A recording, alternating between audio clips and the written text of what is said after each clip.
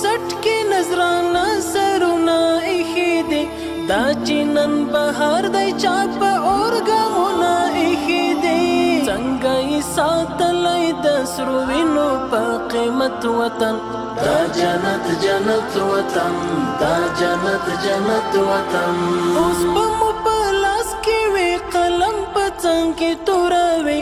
نور به په تور مخې جمهوریت باندې مور پوروي دلته به راشي د وي نظام د شریعت وطن دا جنت جنت وطن دا جنت جنت وطن دا جنت وطن